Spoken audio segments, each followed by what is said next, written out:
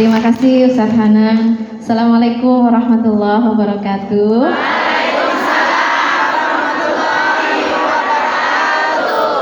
Izinkan aku mengucapkan I love you. Thank you. Boleh satu orang. Oh, Masya Allah. Thank you Umi.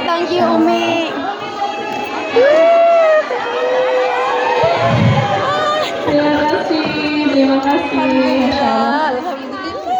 Alhamdulillah, mungkin aku pribadi nggak kenal satu-satu ya, tapi insya Allah kamu nggak pernah jadi orang asing buat aku. Insya Allah kita akan berjumpa selalu di dalam majelis cinta. Majelis cinta di dunia maupun di akhirat. Amin ya rabbal alamin. Iya, jadi luar biasa ya tema yang disampaikan Ustadz Hanan, mengetuk pintu langit gitu. Dan ternyata aku juga dibisikin sama Bunda Nuris sebuah tema yang titipan gitu ya. Katanya mengetuk pintu cinta. Boleh aku bicara cinta? Diizinkan? Terima kasih, Masya Allah. Di sini yang lagi jatuh cinta boleh angkat tangan. Oke, banyak ya, Masya Allah. Gimana rasanya berbunga? Bahagia? Candu nggak? Candu banget ya. Ternyata jatuh cinta itu kalau menurut orang yang jatuh cinta itu saking candunya, aku nggak mau berhenti jatuh cinta. Karena memang ya happinessnya itu beda, happinessnya, semangatnya, bener nggak sih? Cuma luar biasa nanti kalau udah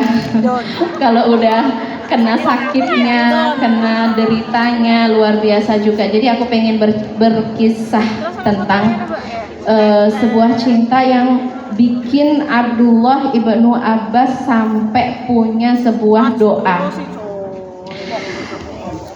Pada waktu sore hari di padang Arafah di hari ke-9 Yom Tasi' min Dzil Hijjah ba'dal asr asyiyatan, di sore hari Abdullah bin Abbas sedang berdoa, bermunajat, karena ini adalah hari agung, hari mulia, hari besar, hari berdoa, hari di mana Allah membanggakan para jamaah yang berkumpul di padang Arafah. Tiba-tiba didatangkan seorang pemuda dengan penampakan yang sangat menyedihkan. Kulitnya kering, kurus, tatapan matanya kosong, jiwanya hampa. Sampai Abdullah bin Abbas bertanya, man hada, limada kullu hada. Kepo banget Abdullah bin Abbas.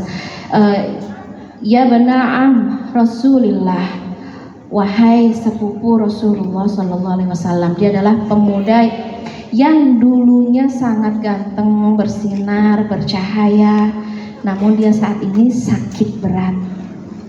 Nastashfi, makanya kami datang supaya engkau pulihkan, supaya engkau sembuhkan, supaya engkau kembalikan lagi kondisi yang dia begitu bersinar sekarang menjadi pemuda yang sangat kehilangan cahayanya, sampai dia kurus, kering gitu.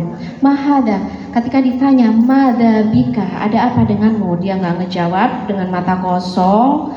Terus ditanya lagi, apa yang bisa aku lakukan biar kamu kayak ngerasa didengar, dimengerti, ya kan? Takutnya mungkin kondisi seperti ini nggak semua orang mau ngedengerin, nggak semua orang mau understanding, mau ngerti gitu. Terus kata dia, di dalam tubuhku ada sebuah derita cinta yang hampir saja menghabisi nyawaku. Dia bilang seperti itu. Dia ngerasakan kepahitan cinta, derita cinta karena sebuah perpisahan. Terus gak lama, beberapa saat setelah dia komentar seperti itu, badannya bergetar, dia berteriak, dan nyawanya meninggalkan jasadnya. Dia mati dalam kondisi apakah syahid cinta, apakah apa ini ya, Allahu a'lam, kita nggak tahu, kita nggak boleh juga kita ngejudging gitu ya. Makanya ngelihat kondisi seperti ini, Abdullah bin Abbas sampai Allah berdoa ya, karena kan ngeri ya, ini sakit apa, ini jenis penyakit apa, kok bisa sebuah penyakit sampai bisa mengambil nyawa seseorang. Apakah dia lebay, apakah dia bucin, apakah dia, maaf ya, mungkin kalau bahasa kita adalah tolol banget sih, masa karena cinta dia mati gitu.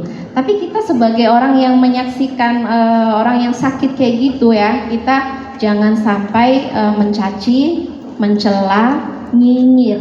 Jadi contohlah dari sikap Abdullah ibnu Abbas. Kalau melihat kondisi seperti itu, cepat-cepatlah kita berdoa, Allahumma inni a'udzubika minal ishqi. Ya Allah, jauhkan aku dari musibah cinta, derita cinta, brutalnya rasa rindu, ya, kepedihan cinta, perihnya cinta, karena itu real, nggak semua orang ngerasain, makanya ya biasa aja gitu, yang tidak merasakan. Bahkan Al-Busiri sahib Burdah, seorang penulis syair cinta, tapi cintanya ini untuk Rasulullah karena dia faqih tentang cinta dan dia mendengar mendengar banyak sekali kisah cinta, dan dia mengatakan, aku meminta maaf untuk kalian wahai para penyinyir, jangan coba-coba nyinyirin orang yang lagi jatuh cinta, karena jika kalian merasakan derita yang sama, kalian ngerasakan kepahitan yang sama, kalian gak akan pernah menjadi seorang tukang nyinyir, ya kan? Jadinya jangan pernah kalian julid, nyinyir dan ngebaperin orang yang sedang jatuh cinta. Oke, Masya Allah. Jadi memang kondisi orang jatuh cinta itu secara umum ya. Ini contoh cowok, yang cewek siapa? Zulaiha itu perempuan cantik, sudah ada suami, dia punya posisi, dia seorang tokoh perempuan ya di negerinya ya. Tapi ketika dia jatuh cinta, apa yang terjadi? Dia kehilangan akalnya, dia kehilangan maksudnya ya dia nggak lagi memikirkan tentang status dia, nggak lagi memikirkan apapun, yang penting jatuh cinta, karena katanya orang jatuh cinta itu beneran udah jadi batu. Dia itu aslinya pelit banget tuh, nggak apa-apa, yang penting aku cinta. Dia complicated, sadar nggak sih? Sadar sih, bener, dia complicated, tapi aku udah jatuh cinta. Tahu nggak? Dia itu misalnya ya main belakang, iya sih, tapi aku udah jatuh cinta. Pokoknya semua yang kita ucapkan kayak udah mental. Begitu kondisi orang yang jatuh cinta. Makanya kalau para perempuan di zaman Zulaiha ya, mereka nyebut Zulaiha apa coba? Qad syaghafaha hubba. Dia benar-benar telah tertutup, akalnya tertutup, jiwanya tertutup. Yang dia tahu hanya Yusuf. Ya, yang dia ingat hanya Yusuf, memori dia, kenangannya, pikirannya, ilusinya, imajinasinya, pagi siang malam, semuanya hanya tentang Yusuf. Karena memang kalau orang jatuh cinta ini yang kena adalah pikiran. Coba teman-teman yang sedang jatuh cinta, apa kabar sholatnya? Apa kabar sholatnya? Apakah full bisa fokus atau kamu kembali lagi kepada si dia? Apa kabar pagi siang malamnya? Ya pagi siang malam dia kepikiran, ngapain aja dia kepikiran. Jadi kayak bener-bener orang jatuh cinta ini butuh sebuah healing ya, sebuah kayak kesadaran gimana ini untuk kembali lagi, karena nggak fitrah perempuan atau fitrah siapapun, kita itu fokus kepada Allah Subhanahu wa Ta'ala. Tapi ketika kita sudah berubah fokus, ya ini sudah enggak fitrah lagi. Nah, ini kita belajar tentang self control, ya.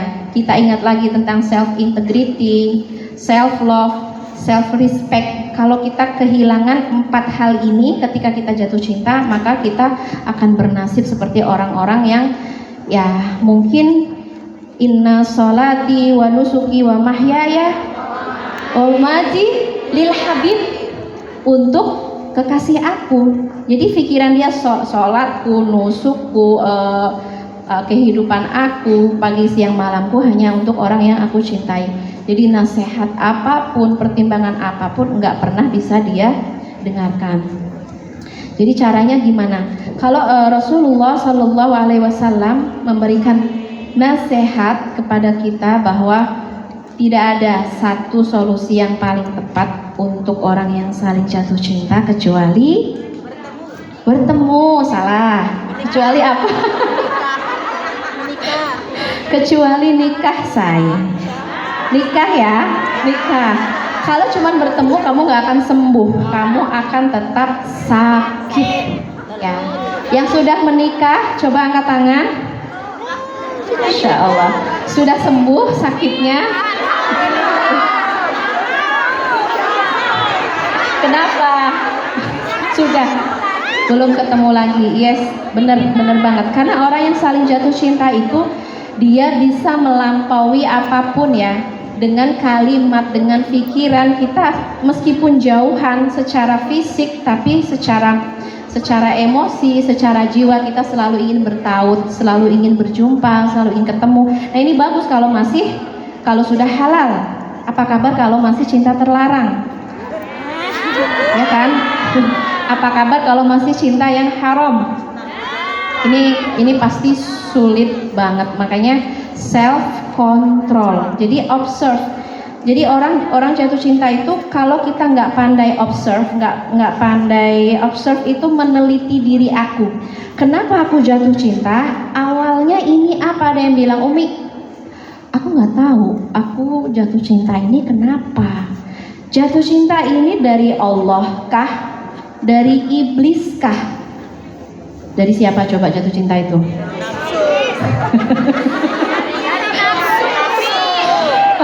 Karena banyak yang tanya, Umi aku nggak tahu, padahal aku jarang ketemu sama dia, tapi kenapa aku tiba-tiba jatuh cinta? Biasanya jatuh cinta itu ya memang ada awalnya, nggak mungkin kita ujuk-ujuk jatuh cinta gitu. Itu berawal dari mata. Jadi please, biar kamu nggak kena penyakit cinta, nggak ya, karena katanya love is infectious. Jadi cinta itu infeksi. Kamu sedang terinfeksi. Kenapa aku bisa terinfeksi? Karena maaf, kamu belum belajar tentang Ghaddul Basar. Jadi infeksinya awalnya dari mana? Dari mata, say. Jadi tahu ya sekarang kenapa kita terinfeksi cinta. Awalnya adalah dari mata kita yang tidak kita cintai. Dan kenapa sih ini ada kaitan apa dengan mengetuk pintu langit? Pintu langit itu bisa kita ketuk dan terbuka dengan baik ketika kita tidak punya hijab, tidak punya penutup, tidak punya kotoran-kotoran, polutan-polutan. Karena kayak cinta yang sifatnya hawa nafsu itu adalah polutan yang mempersulit kehidupan kita sehingga kita sulit untuk mengetuk pintu langit. Jadi sekarang udah tahu infeksi awal dari mana? Mata. Setelah terinfeksi mata kita, masuklah ke pikiran. Udah kan? Berimajinasi, masuk ke perasaan. Setelah masuk perasaan, action. Umi, aku kangen brutal. Baik. Pencet nggak ya? Kepoin nggak ya? Chattingan nggak ya? Karena aku kangen banget sama suara dia. Kangen banget gitu ya. Kangen banget. Pokoknya asal ngelihat wajahnya aja aku udah mood, aku udah happy banget gitu. Ini gimana? Jadi kalau kamu nggak punya pertahanan, kamu akan semakin terinfeksi, sakit kamu makin parah. Jadi kamu gimana? Kamu mau healing, artinya mau memproses sebuah penyembuhan kah? Atau sebaliknya kamu semakin terinfeksi? Karena kalau sudah terinfeksi tadi ujungnya sampai penderitaan mental, penderitaan emosional, penderitaan fisik itu dirasain semua. Cuman gara-gara infeksi mata. Makanya kalau Rasulullah SAW mengajarkan ya bahwa Ghaddul Basar ini salah satu kunci kita berjumpa dengan Allah. Salah satu kunci kita ma'iyatullah, punya kebersamaan dengan Allah. Semakin kita menjaga pandangan kita, menjaga hasrat kita, menjaga gejolak yang kita miliki, maka insya Allah yang menjaga Allah maka dia akan dijaga. Ihfazillah, Allah yahfazuka. Ihfaz al-basar, Allah yahfazuka. Ihfaz al-afkar, Allah yahfazuka. Jadi ini kuncinya adalah ngejaga. Oke, jadi kita harus benar observe.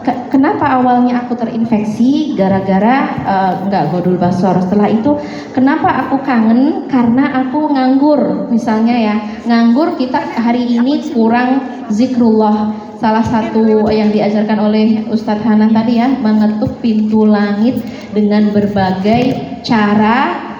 Di antaranya adalah Asma'ul Husna, membaca nama-nama Allah yang indah. Maka kita bisa shifting ya dari memuja hamba, ya kan, kayak orang jatuh cinta kan kita puja terus ya, semua dari ujung atas sampai bawah itu kita puja, topinya, stylenya, senyumnya gitu kan.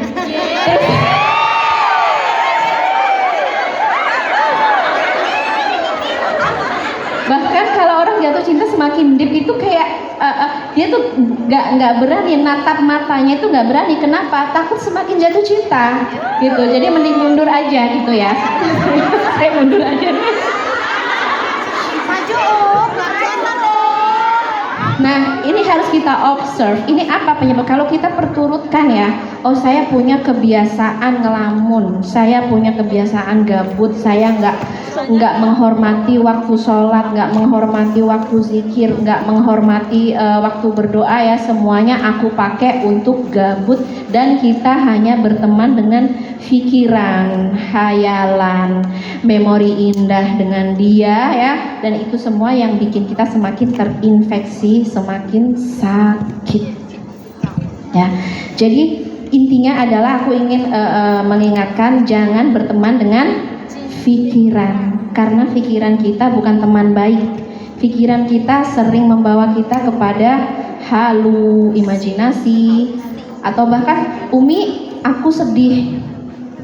Kenapa kamu sedih, Say? Karena aku berteman dengan pikiran. Jadi kesedihan, kemudian anxiety, kemudian ketakutan dan lain sebagainya itu muncul dari produk berpikir, bukan muncul dari zikrullah. Jadi gimana Umi kalau aku kangen brutal? Oke, tahan tangan, jangan pencet apapun. Oke, aku punya cinta dan Allah punya aturan.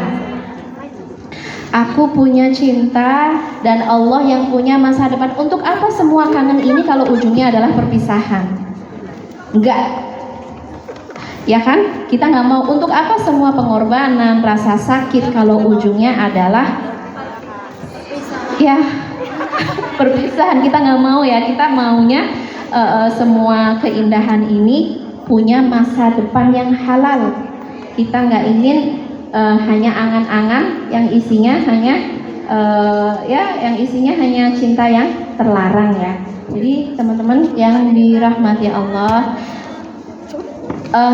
observe diri kamu. Biasanya kenapa muncul kangen? Itu pasti kita paham. Kenapa aku kangen? Karena kamu kurang zikir ya. Jadi kalau kamu lagi kangen brutal, kamu boleh ucapkan Hasbunallah wa ni'mal wakil. Hasbunallah, hasbunallah wa ni'mal wakil. Hasbunallah. Atau kamu boleh pakai zikir apapun. Zikir tasbih. Tasbih ini kan puja-puji Tuhan. Kamu harus observe diri kamu dalam satu hari. Kamu lebih banyak puja-puji Tuhan atau puja-puji mantan? Atau kamu lebih banyak puja-puji kekasih, gitu kan? Pikiran kamu itu dikuasai siapa? Karena hati kamu itu adalah ruang ibadah. Aku sebut hati itu adalah Baitullah. hati itu rumahnya Allah. Hati itu harusnya hanya menyembah Allah, memuja Allah, bukan memuja yang lain. Makanya ketika kita mencoba memuja al-makhluk, meninggalkan al-khaliq, yang kita rasakan adalah derita cinta. Oke, jadi terus ya kamu observe diri kamu, ini kenapa aku kangen dan gimana cara mengatasi kangen, gimana cara menahan diri ya. Kalau Nabi Yusuf, qala ma'adallah innahu rabbi ahsana mathwai. Ternyata dia pejuang. Artinya arti pejuang tuh dia agresif, dia ngerayu kita. Neng, sudah makan belum? Gitu kan. Neng, sudah sholat belum? Gitu kan. Jadi ceritanya pacaran tapi syariah, ngingetin sholat, ngingetin sholat tahajud dan lain-lain ya. Nah, makanya kalau dia semakin agresif, makanya kita harus belajar say no. Say no itu kalau bahasa Nabi Yusuf adalah ma'adallah innahu rabbi ahsana mathwai. Aku berlindung kepada Allah. Yes, aku cinta dia. Yes, aku mengidamkan dia. Yes, aku ingin punya masa depan dengan dia. Yes, aku ingin selalu bersama dia. Tapi aku gak akan menyalahgunakan cinta. Pantang aku perempuan menyalahgunakan mata, telinga, pikiran, bahkan fisik. Karena cinta itu dia akan bersatu lewat kata-kata. Itu awalnya ya, startnya lewat kata-kata. Next dia akan berusaha bersatu secara jasad. Jadi makanya disebutnya bahwa mata itu bisa berzina. Mata bisa berzina dan nanti bisa turun ke pikiran, ke hati dan lain sebagainya. Nah, kita harus bisa say no. I respect my Lord. Aku perempuan yang menghargai Tuhanku. Aku perempuan yang menghargai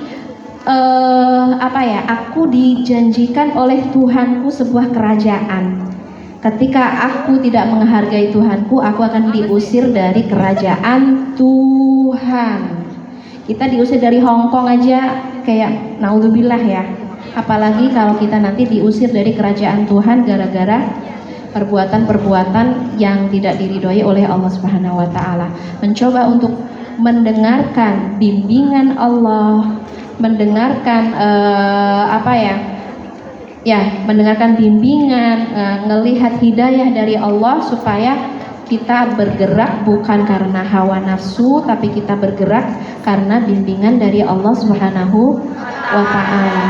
Oke, teman-teman yang dirahmati Allah, tentang cinta ini kalau kita selalu mendengarkan hawa nafsu, maka kita akan menjadi perempuan yang merugi dan tidak berhasil mencapai cita-cita kita. Karena cita-cita kita, Umi, aku pengen seperti Sayyidah Maryam, aku pengen seperti Sayyidah Khadijah, aku ingin seperti Sayyidah Aisyah, aku ingin seperti Sayyidah Asiyah. Dan semua perempuan-perempuan hebat ini meniti jalan kesucian, mensucikan pikiran, mensucikan emosi, mensucikan jiwa ya.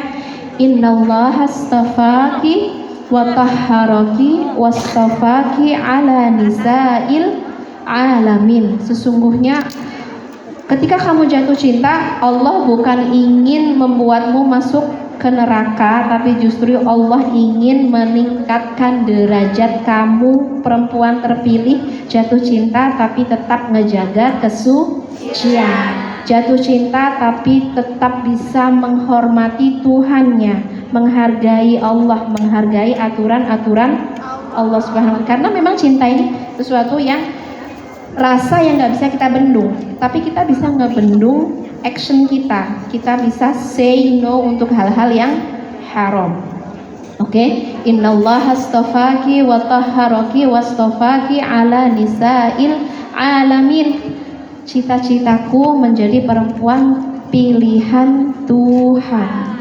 Kita belajar mensucikan semuanya ya, supaya ya benar-benar kalau kita nggak punya role model, kita akan mengikuti semua keinginan kita tanpa ada apa ya, filter, tanpa ada saringan apapun gitu. Jadi untuk teman-teman yang ini udah banyak banget ya pertanyaan-pertanyaan, entah seputar cinta atau entah seputar apapun. Kenapa ini penting menjadi pembahasan? Jadi kita nggak bisa naik ke atas ngedapetin derajat tertinggi, bahkan bisa mengetuk pintu langit ketika kita masih berada di dalam apa ya, hijab tadi ya, kita nggak bisa menembus pintu langit. Oke. Kayaknya kita mulai ya untuk ngebacain pertanyaan-pertanyaan dari teman-teman. Ada berapa ini, banyak banget. Mangga dimulai Ustadz Hanan. Saya gitu loh, Masya Allah, cantik banget.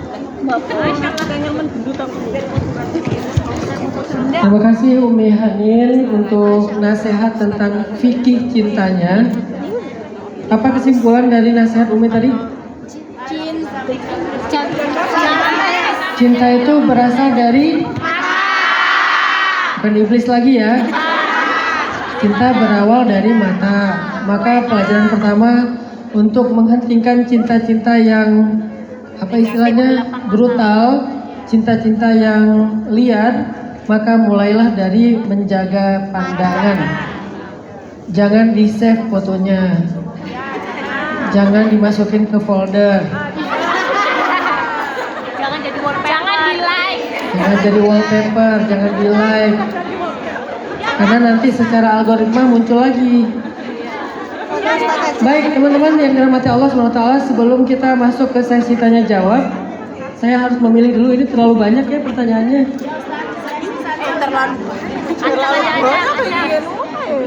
Mungkin saya akan hanya memilih beberapa saja dan akan saya coba kumpulkan sesuai dengan temanya, karena ini ada sekitar 10 penanya ngomongnya curhatnya tentang suami.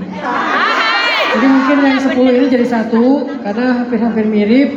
Terus nanti yang lain sesuai tema. Tapi sebelumnya saya pengen ngajak teman-teman sekalian untuk sama-sama kita, seperti kata Bunda Nuris tadi ya. Dan ini yang bikin saya salut juga.